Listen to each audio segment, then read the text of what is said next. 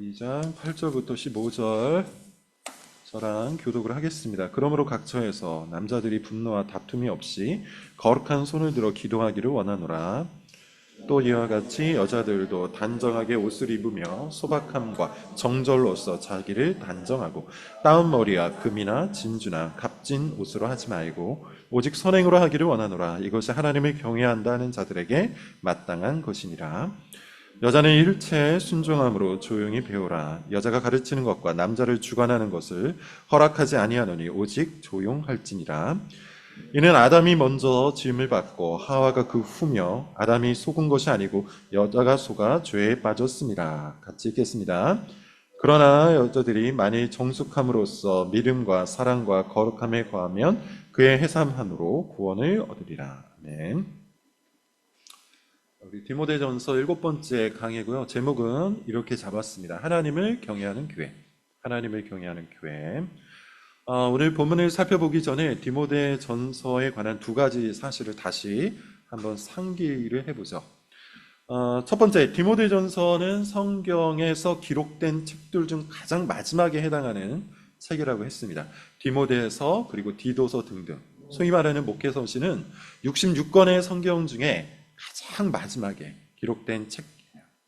이것이 왜 중요하다고 그랬죠? 계시의 점진성에 의해서 이 책들이 말하는 바가 특별히 교회에 관한 교훈이 아주 중요한 위치를 차지한다고 했죠.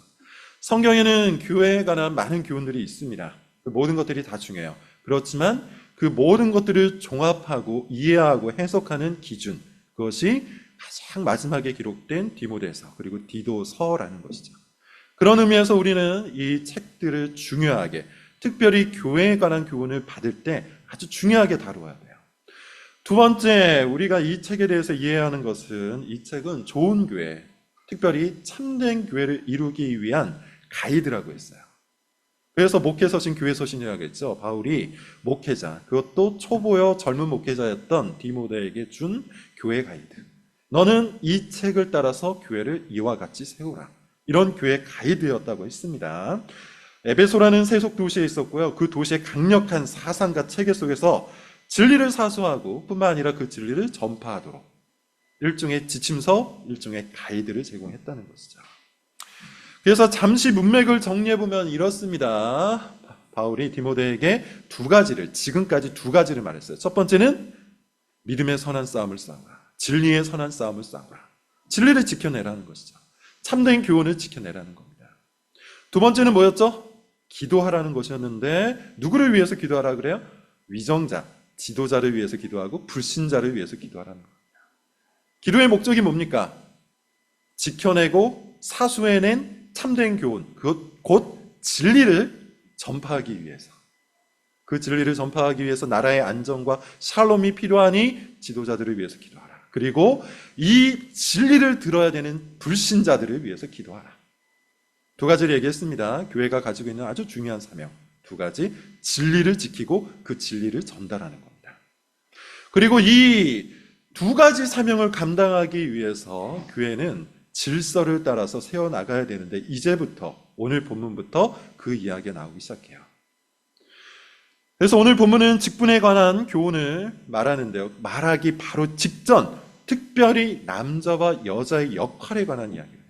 남자와 여자의 역할에 관한 이야기. 자, 오늘 오전 설교에서 많은 이야기를 했는데요. 그것을 잘 들으신 분은 오늘 오후 설교를 조금 더 쉽게 이해할 수 있을 겁니다. 자, 일단 8절을 같이 한번 읽어볼까요? 8절 함께 읽겠습니다. 시작. 그러므로 각처에서 남자들이 분노와 다툼이 없이 거룩한 손을 들어 기도하기를 원하노라.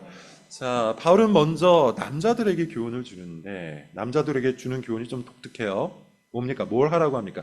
기도하라고 합니다. 기도하라. 자, 근데 어떻게 기도하라 그래요? 거룩한 손을 들고 기도하라라고 해요. 문자적으로 지켜도 상관이 없습니다. 그럼 기도하실 때 손을 들고 기도하고 싶으신 분은 그렇게 하셔도 돼요. 큰 상관이 없습니다. 그러나 사실 이 표현은요, 그런 문자적인 의미보다는 상징적인 의미가 훨씬 더 커요. 손은 뭡니까? 행위를 뜻해요. 거룩함은 뭘 말하는 거죠? 그의 경건한 신앙을 얘기하는 겁니다. 다시 말해서 기도를 하는데 어떻게 기도하라는 겁니까? 진실한 신앙과 경건한 행동을 동반하여 기도하라는 거예요. 전혀 그런 행동이 없이 그저 기도만 하는 그런 모습이 아니라 삶의 내용들을 가지고 기도할 것을 지금 요청을 하고 있는 겁니다. 구체적으로 어떤 모습입니까? 진실한 신앙과 경건한 행동의 기도, 어떤 모습이에요? 분노와 다툼이 없는 모습이에요. 분노와 다툼이 없다. 이거는 당시 에베소 교회 상황을 좀 아셔야 되는데요. 거짓 교사들이 침투했다 그러죠. 거짓 교사들의 특징이 뭘까요? 거짓 교사들은 끊임없이 분란을 일으켰어요. 요한계시록 7교회를 여러분 한번 생각을 해보세요. 발람의 교훈, 이세벨의 교훈, 니골라당의 교훈 등등이 나왔는데 이 교훈을 갖고 교회에 침투한 사람들은 늘 교회를 분란시켰습니다. 교회를 시끄럽게 만들었고요. 다투게 만들었고요. 분노하게 만들었어요.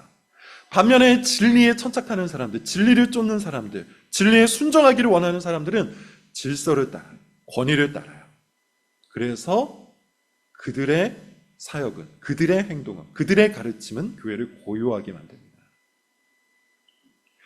자신의 경험과 판단, 자신의 가치와 교훈이 교회가 가지고 있는 교훈보다 더 뛰어나고 우월하다고 믿는 거짓 교사들, 거짓 교훈자들은 항상 악한 말을 퍼뜨립니다. 소란을 일으킵니다. 질서를 파괴하죠. 바울은 에베소 교회가 이런 소란스러움에 사로잡히지 말고 진리에 순종하는 교회가 되기를 원했어요. 그리고 그것의 가장 이상적인 모습이 뭐냐? 분노와 다툼이 없이 거룩한 손을 가지고 기도하는 남자들이었던 겁니다. 저는 이것이 오늘날 교회에 정말 필요한 모습이라고 믿어요. 사실 여러 교회에서 사역을 하다 보면요, 기도하는 사람들이 여성이 많을까요? 남성이 많을까요? 새벽기도, 수요기도, 금요기도에 가보면 기도하는 사람 중 대부분이 여성들입니다. 이유는 잘 모르겠어요. 그럼에도 불구하고 한국교회 기도회를 채우고 있는 대부분의 성별은 여성들이 많습니다. 자, 이거는 제가 여성들에게 기도하지 말라는 뜻이 아니야. 여성들 못지않게 아니면 여성보다도 더 열심히, 더 많이 남자들이 기도를 해야 한다는 겁니다. 적어도 오늘 본문은 남자들에게 기도를 명령해요. 분노와 다툼이 없이 거룩한 손을 들고 하나님 앞에 나와서 기도하라. 기도하는 아버지, 기도하는 남편, 기도하는 남자가 될 때 비로소 그 가정, 그 교회가 하나님이 원하시는 곳이 될 겁니다. 여러분 한번 상상을 해보세요. 교회에 와서 자리를 지키고 기도하는 남자들이 많아진다면, 그런 교회가 될 수 있다면, 그런 교회의 모습을 보일 수 있다면 그런 교회에 어떤 일이 벌어질까요? 분노와 다툼, 분노하고 다투는 그런 남자가 아니라 항상 경건히 기도하는 남자들이 교회에 자리를 지키고 있다면 그런 교회가 정말 참된 교회가 아닐까. 성경은 이것이 교회 안에서 남자가 맡아야 하는 역할이라고 오늘 본문이 이야기를 해요. 그런 의미에서 여러분, 특별히 남자들, 특별히 남성 여러분들은 더욱더 분별해서 많은 시간 기도하시기를 바랍니다. 그런 교회를 우리 모두가 꿈꾸면서 꼭 그런 교회가 될 수 있기를 바랍니다. 자, 그리고 이제 교회 안에서 여자들이 해야 하는 역할에 관해 교훈을 주는데요. 사실 오늘 본문의 중심 주제죠. 분량도 훨씬 길고 내용도 상당합니다. 꽤 어려운 부분들도 있어요. 한번 잘 들어보시기를 권하면서 우리 9절과 10절을 읽어보겠습니다. 9절과 10절입니다. 시작. 또 이와 같이 여자들도 단정하게 옷을 입으며 소박함과 정절로서 자기를 단장하고 따은 머리와 금이나 진주나 값진 옷으로 하지 말고 오직 선행으로 하기를 원하노라. 이것이 하나님을 경외한다 하는 자들에게 마땅한 것이니라. 자, 9절에 보면 어떻게 시작합니까? 어떤 접속사가 있죠? 또 이와 같이라는 접속사가 있어요. 이게 중요합니다. 무슨 뜻일까요? 또 이와 같이. 이것은 남자들이 그런 일을 하는 것과 같이 너희 여자들도 그렇게 하라 라는 뜻이에요. 그러니까 쉽게 얘기하면 이겁니다. 역할은 다르지만 남자들이 하는 것이나 여자들이 하는 것이나 그 목적이 같다는 거예요. 교회 안에서 남자의 역할과 여자의 역할은 다릅니다. 우리는 앞으로 그것을 계속 살펴볼 거예요. 그러나 그 역할과 상관없이 남자도 여자도 모두 같은 것을 목적을 해요. 그게 뭡니까? 교회 질서를 통해 복음의 영광을 드러내는 것이죠. 오늘 오전 설교에서 했던 것과 같은 맥락입니다. 가정 안에서 남편의 역할과 아내의 역할은 다르죠. 그러나 그 역할과 상관없이 남편도 아내도 모두 같은 것을 목적해요. 예컨대 이런 것이죠. 남편이 아내를 그리스도가 교회를 사랑하듯 사랑하는 그 이유. 아내가 남편을 교회가 그리스도께 순종하듯 순종하는 그 이유. 다 뭡니까? 모두가 가정 질서를 통해 복음의 영광을 드러내는 거예요. 그게 목적이에요. 목적은 같지만 남편의 역할, 아내의 역할이 다르다는 겁니다. 이와 같이 교회 안에서도 남자의 역할, 여자의 역할은 다르지만 그 역할을 통해 그 역할을 지켜내서 질서를 만들어내는 것을 통해 복음의 영광을 드러내는 것이죠. 자, 그 첫째로 여성들에게 이런 명령을 주고 있는데 옷차림에 관한 명령을 하고 있어요. 사실 여러분 이것은 굉장히 반문화적인 명령입니다. 제가 오전에도 이런 표현을 썼는데 반문화적이라는 말은 무슨 뜻입니까? 오늘날 문화에서 받아들이기 어려운 굉장히 적대적인 교훈이라는 거예요. 사실 이런 이야기를 함부로 하기는 꽤 어렵죠. 함부로 했다가 욕을 먹는 그런 정도가 아니라 엄청난 비난에 휩싸일 수도 있어요. 감히 여자들의 옷차림에 대해서 이렇게 저렇게 말했다.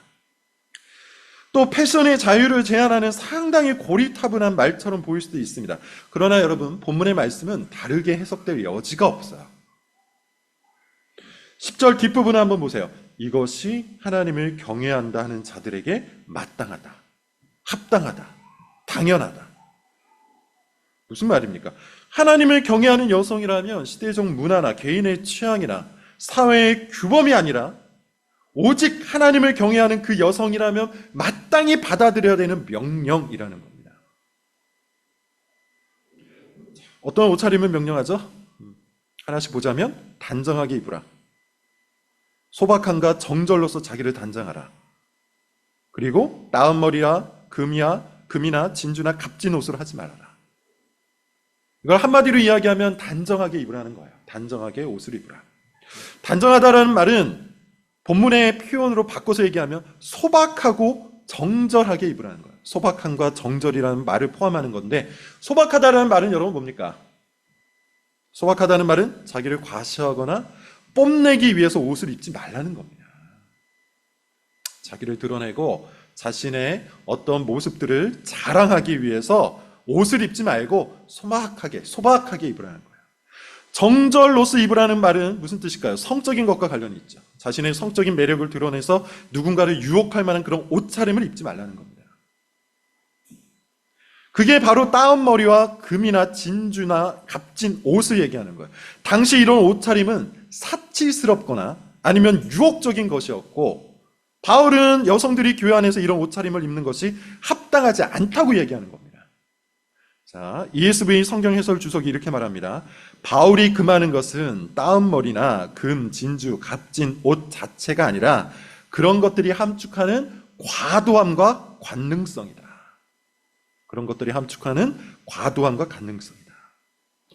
특히 10절에 보면 뭐라고 표현되어 있죠? 오직 선행으로 하기를 원한다라는 표현이 나오는데 선행으로 단정한 옷차림을 입기를 내가 원한다 이렇게 표현하고 있는데 선행은 기본적으로 뭡니까? 내가 아니라 남의 유익을 도모하는 거죠. 나 자신을 위해서 옷을 입지 말고 남의 유익을 위해서 옷을 입으라는 뜻이에요. 오늘날 패션은 어떻습니까? 철저히 자기 취향과 개성이 기준이죠. 다른 사람 고려할 필요 없어요. 다른 사람의 유익을 도모하는 것도 조금 더 신경 쓰지 않아도 돼요. 이것이 현대 문화예요. 그러나 하나님을 경외하는 여성이라면 나의 사치스러움이 혹시라도 다른 사람에게 시험거리가 될 수 있다면 나의 사치스러운 옷차림이 다른 사람에게 혹시라도 시험거리가 될 수 있다면 기꺼이 소박한 옷을 입는 거예요.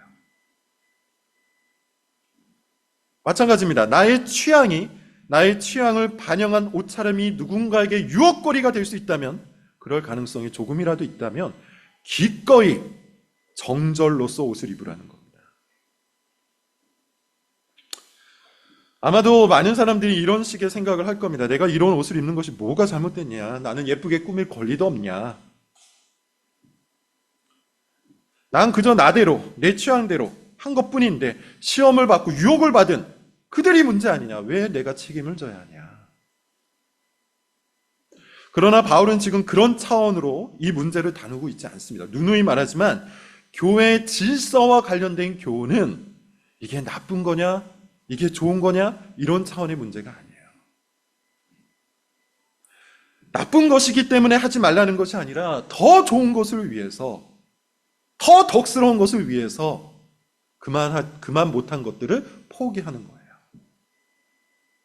남의 유익을 도모하기 위해, 남에게 덕을 끼치기 위해, 아무리 좋은 것이라 할지라도, 잘못되지 않은 것이라 할지라도 하지 않는 것, 이게 교회 질서로 세우는 겁니다.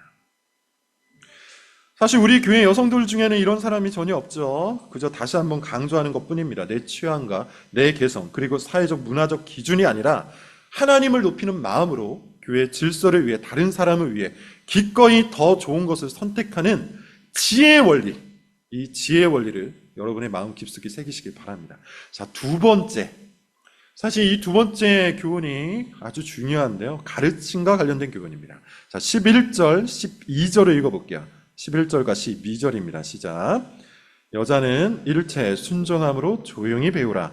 여자가 가르치는 것과 남자를 주관하는 것을 허락하지 아니하노니 오직 조용할지니. 일단 여러분, 여기에서 우리가 반드시 알아야 되는 것이 하나가 있는데, 그게 뭐냐면 지금 여기서 말하고 있는 이 구절은 가정과 교회에만 적용되는 진리라는 거예요. 사회나 직장에서 이 진리를 주장해서는 안 됩니다. 예컨대 직장에서 여자 상사가 있을 수 있죠.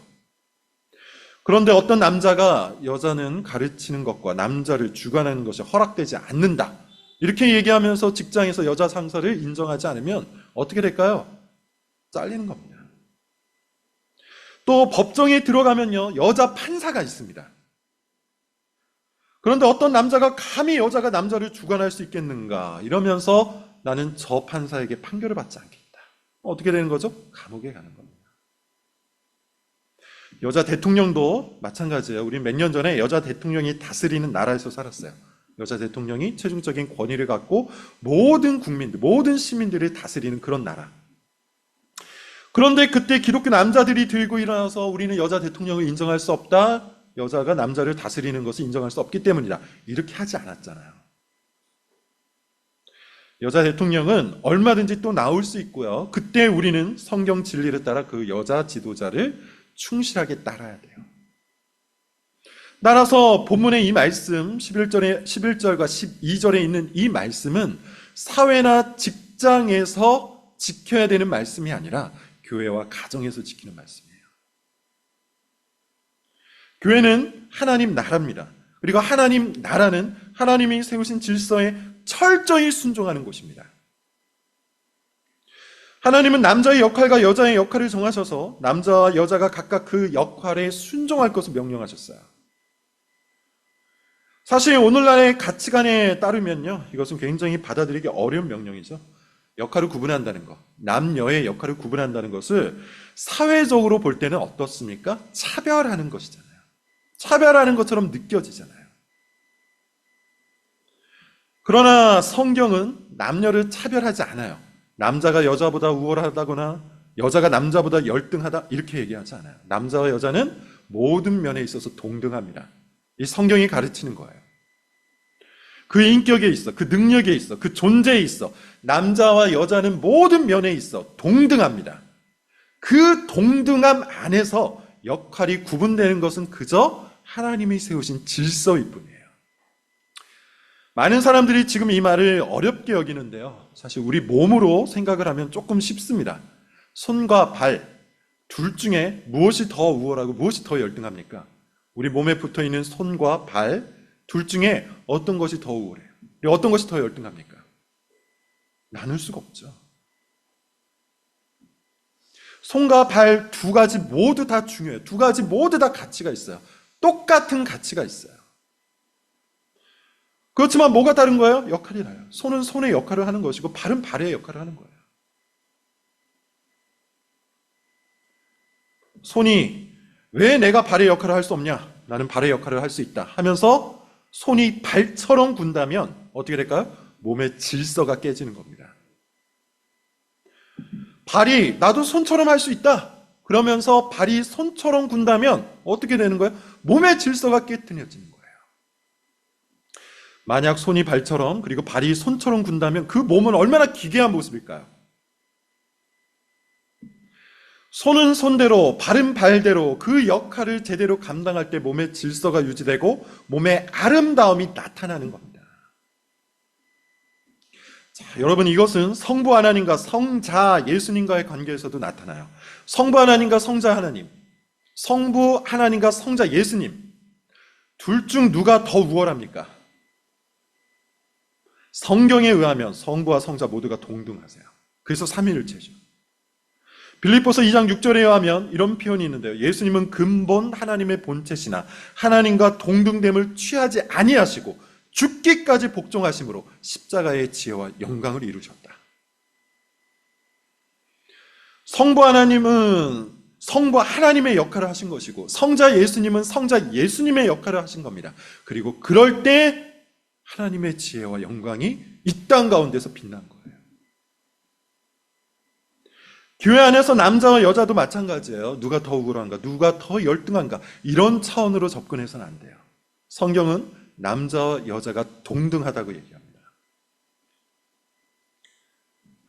다만 교회의 질서상, 하나님의 창조 질서상 그 역할이 구분된다고 얘기합니다. 그래서 여자들에게 이렇게 명령을 합니다. 일체 순종함으로 조용히 배우라. 자, 이것의 핵심은 여자들에게 장로의 역할을 침해하지 말라는 뜻이에요. 이것을 제대로 이해하려면 12절을 먼저 봐야 되는데요. 12절에 이런 표현이 있습니다. 가르치는 것과 남자를 주관하는 것을 하지 말라. 주관한다는 말은 다스린단 말이에요. 그러니까 여자에게 가르치는 일과 다스리는 일을 하지 말라는 것인데, 우리가 이미 알고 있죠. 가르치는 일과 다스리는 일, 교회 안에서 이 두 가지 일을 하는 존재는 누굽니까? 장로잖아요. 그러니까 본문은 여자들에게 장로 역할을 하려고 하지 말라는 뜻입니다. 이 본문을 제대로 이해하려면 먼저 본문이 의도하지 않은 바를 알아야 되는데, 본문은 여자들에게 교회 안에서 가르치는 일을 전혀 하지 말라고 말하는 걸까요? 그렇지 않습니다. 성경은 여자도 가르치는 일을 할 수 있다고 해요. 예를 들어 디도서 2장 3절을 보면요, 늙은 여자에게 젊은 여자를 가르치라고 해요. 따라서 교회 안에서 여성 리더십이 세워지고 여성 리더십이 여성들을 가르치는 일은 얼마든지 가능할 뿐만 아니라 권장되는 일입니다. 또 가정 안에서 어머니가 자녀를 가르치듯 교회 안에서 여성들이 어린이를 가르치는 일도 마찬가지로 꼭 필요한 일이에요. 권장될 만한 일이에요. 그러므로 교회 안에서 여자들은 가르치는 사역을 전혀 할 수 없다? 성경은 그걸 말하지 않아요. 성경이 말하는 것은 여자가 장로의 역할을 할 수 없다는 거예요. 뿐만 아니라 여자들도 교회 안에서 다양한 사역을 감당할 수 있어요. 예를 들면 로마서 16장에 베베라는 여성이 나오는데요. 바울이 이렇게 소개합니다. 나는 갱그레아 교회 일꾼으로 있는 우리 자매 베베를 너희에게 추천하노니. 뭐라고 해요? 갱그레아 교회 일꾼으로 있는 자매. 교회에서 사역을 했다는 것이죠. 그녀가 한 사역이 뭡니까? 16장 2절에 보면 이는 그가 여러 사람과 나의 보호자가 되었습니다. 이것은 바울의 목회 사역을 베베가 지원했다는 뜻이에요. 이외에도 신약 성경에 보면 교회 일꾼으로 사역한 많은 여성들이 나옵니다. 따라서 오늘의 본문, 여자들은 일체 조용히 배우라는 이 본문은 교회 안에서 여성들이 가르치는 일도 할 수 없고 사역도 전혀 할 수 없다, 그런 뜻이 아니에요.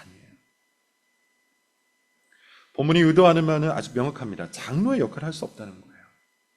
장로는 가르치는 자죠. 그리고 다스리는 자예요. 하나님은 남편에게 가장의 자리를 위임하신 것처럼 남자에게 장로의 자리를 위임하신 겁니다. 질서상 그렇게 하신 거예요.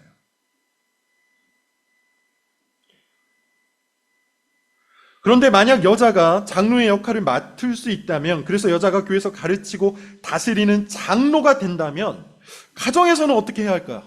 그 남편은 또 어떻게 해야 할까요? 예컨대 이런 겁니다. 가정에서는 남편이 가르치고 다스리는데 교회 갔더니 이번에는 아내가 다스리고 가르쳐. 만약에 여자에게 장로의 직분이 허락된다면 이런 엇갈리는 상황, 이런 모순된 상황이 발생하는 것이죠. 그래서 하나님은 가정과 교회를 하나로 연결하셨고 질서도 하나로 만드신 겁니다. 그런 의미에서 여자들에게 일체 순종함으로 조용히 배우라고 하신 것인데, 조용히 배우라는 이 말은 아무 말도 하지 말라는 뜻이 아니라 따지려는 자세, 불복하는 자세로 배우지 말고 귀를 기울여서 신중하게 겸손한 마음으로 배우라는 뜻이에요. 사실 이것은 여성들에게만 하는 말은 아니죠. 모든 그리스도인들, 모든 교인들에게 하는 말이에요. 순종함으로 배우라는 말도 마찬가지입니다. 장로의 가르침과 다스림에 복종하라는 뜻이에요. 마찬가지로 이것은 여자들에게만 주는 말이 아니라 모든 그리스도, 모든 교인들에게 허락된 말입니다. 자, 이렇게 남자와 여자의 역할이 구분된 것은요, 문화적인 부분이 아니라 하나님께서 처음부터 의도하신 거예요. 창조의 질서예요. 자, 13절, 14절을 한번 읽어봅시다. 왜 여자들이 남자를 가르치는 일과 주관하는 일을 할 수 없는지 13절, 14절이 이렇게 말합니다. 같이 읽어볼게요. 시작. 이는 아담이 먼저 지음을 받고 하와가 그 후며 아담이 속은 것이 아니고 여자가 속아 죄에 빠졌습니다. 13절에 보면 이렇게 얘기합니다. 아담이 먼저 지음을 받았고 그 다음에 하와가 지음을 받았다. 창조의 순서를 얘기하는 거예요. 하나님은 남자와 여자를 하나님의 형상으로 지으셨어요. 남자도 여자도 하나님의 형상으로 지음을 받았어요. 따라서 남자나 여자 모두가 동등합니다. 둘 다 하나님의 형상으로 지음을 받았기 때문이에요. 그러나 하나님께서 일부러 남자를 먼저 창조하시고 그 다음에 여자를 창조하신 이유는 그것이 하나님께서 세우신 질서, 순서이기 때문이에요. 14절을 보세요. 14절에는 이런 표현이 있습니다. 여자가 먼저 속았고 그 다음에 남자가 속았다. 이것은 죄에 빠지는 순서를 말하는데, 일단 이 구절에 대해서 여러분 오해해서는 안 됩니다. 종종 이 구절을 곡해해서 이런 식으로 말하는 사람들이 있어요. 아, 여자가 먼저 죄를 지은 거구나. 여자에게 그래서 책임이 많은 거구나. 지금 인류가 이렇게 된 것은, 지금 인류가 이렇게 타락한 상태에서 이 모양 이 꼴이 된 것은 다 여자 때문이구나. 그러니 여자는 남자에게 복종해야 되는구나. 실제로 이런 식으로 말하는 사람, 말하는 목사, 말하는 교회가 있습니다. 이런 식으로 말해서 여성들을 비하하고 억압하는 이단 종파 또는 왜곡된 교회가 실제로 있어요.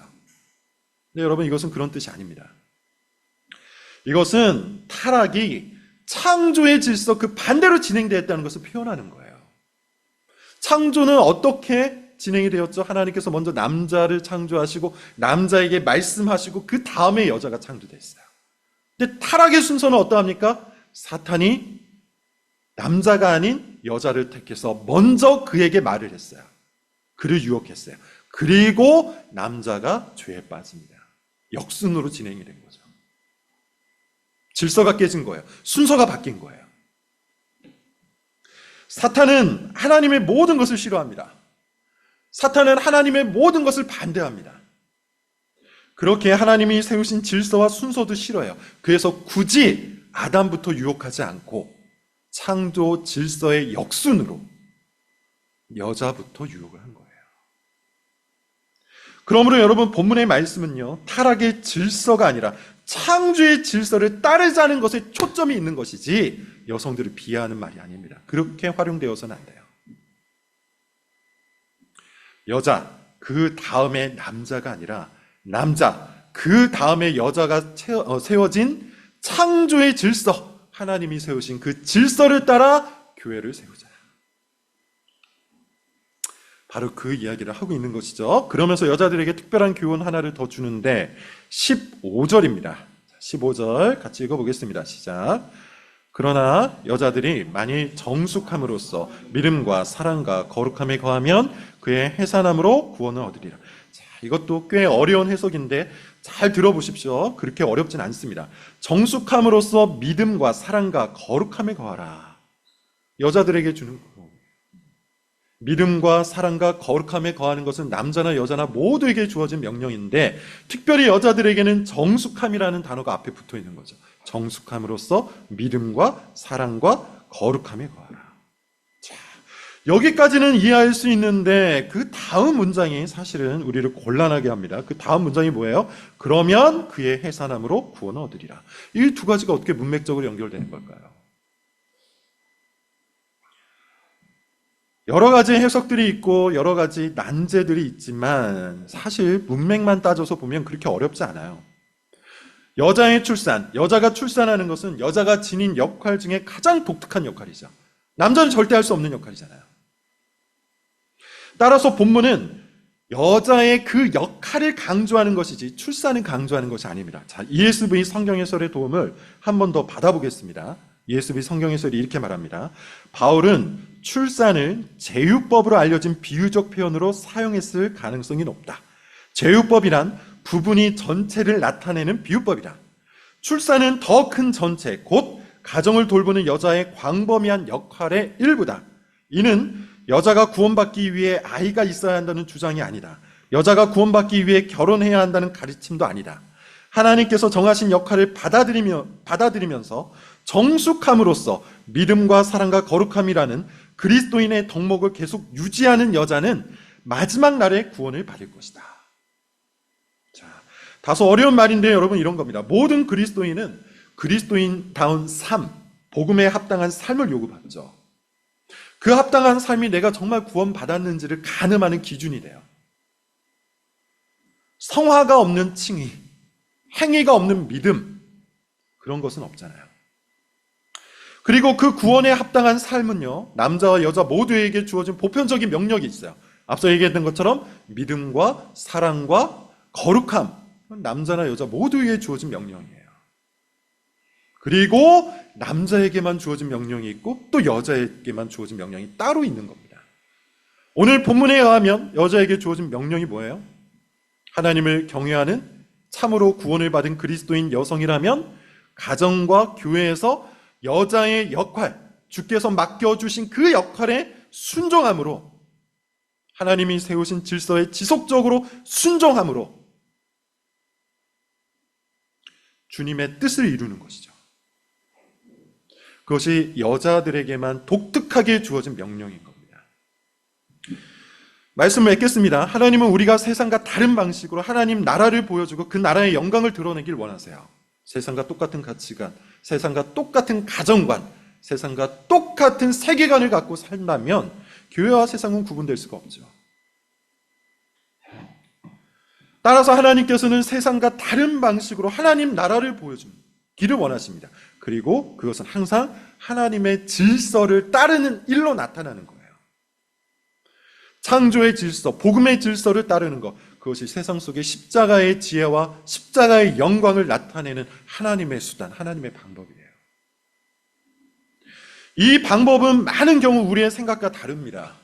문화적인 규정과 다릅니다. 보편적인 나의 경험과도 달라요. 그럼에도 불구하고 이 방법에 경외하는 마음을 갖고 참여하는 자들로 인해 하나님 나라가 이 땅에 이루어지는 것이죠.